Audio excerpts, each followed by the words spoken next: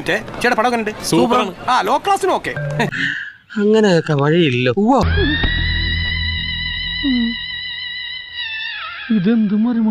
എങ്ങനെയുണ്ട് ധ്യാന്റെ പെർഫോമൻസ് ഒക്കെ എങ്ങനെയുണ്ടായിരുന്നു? ധ്യാനം നന്നായിട്ട് അഭിനയിച്ചിട്ടുണ്ട്. സിനിമ മൊത്തത്തിൽ പറഞ്ഞ നല്ല സിനിമയാ.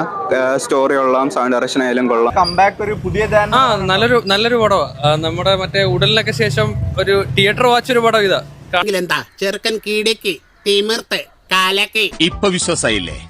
എന്നാലും എന്റെ പൊട്ട നീ ഇതെങ്ങനെ? ഞാൻ ട്രൈ ചെയ്തിടാ ട്രൈ. മൊത്തത്തിൽ പറഞ്ഞാൽ ബാക്കി വരുന്ന ധ്യാൻ ശ്രീനിവാസൻ സിനിമയെ അപേക്ഷിച്ച് ഇത് പുണ്യം ആണെന്ന് പറയാം. എന്റെ ഈ നാടിന്റെയും തല വരെ മാറുന്ന കേസ് വരില്ലെന്ന് ആര് കണ്ടു? പിന്നെ അല്ല സഹോ നീ പൊരിക്കടാ. ഞാൻ പാസ്സായി.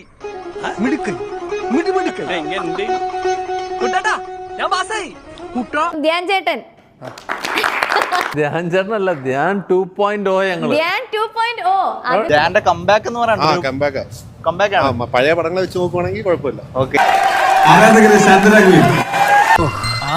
എന്തായത് അസലായിട്ടോ ഇത്രയും നന്നായി ചേരുമെന്ന് ഞാൻ ഒരിക്കലും വിചാരിച്ചില്ല. ഉജ്ജ്വലന്റെ ക്യാരക്ടർ വളരെ അടിപൊളിയായിട്ട് ഇങ്ങനെ ചെയ്തു വെച്ചിട്ടുണ്ട്. ഒടുവിൽ കുറ്റസമ്മതം നടത്തി അല്ലേ? നല്ല നല്ല കഥയും നല്ല ഞങ്ങൾക്ക് എല്ലാവർക്കും ഇഷ്ടം. ആ ചേരങ്ങട്ടെ ഒന്നങ്ങോട്ട് മാറി കൊടുക്ക്. ഇങ്ങോട്ട് ഇരുന്നാട്ടെ. நான் கரெக்டான டைமுக்கு தான் வந்திருக்கேன். நானும் இந்த நேரத்துக்கு தான் ரொம்ப நாளா காத்துக்கிட்டு இருந்தேன். പണി അറിയാവുന്ന ആളുകളുടെ കയ്യിൽ കിട്ടിക്കഴിഞ്ഞാൽ നല്ല പണിക്കാരനാണ് നമ്മുടെ ധ്യാൻ ശ്രീനിവാസൻ എന്നുള്ളത് ഈ ഒരു പടത്തിലൂടെ നമുക്ക് മനസ്സിലാക്കാൻ പറ്റും. ഞാനൊരു വലിയ സംഭവം അല്ലേ? പിന്നെ വേറെ ആരും ഇല്ലെങ്കിൽ അച്ഛായ നിന്റെ കൂടെ ഞങ്ങളുണ്ടാ. പഴയ ഒരു ഉഷാർ വന്ന പോലെ. നല്ല സിനിമയാ. അത്യാവശ്യം സ്റ്റോറി ഉണ്ട്.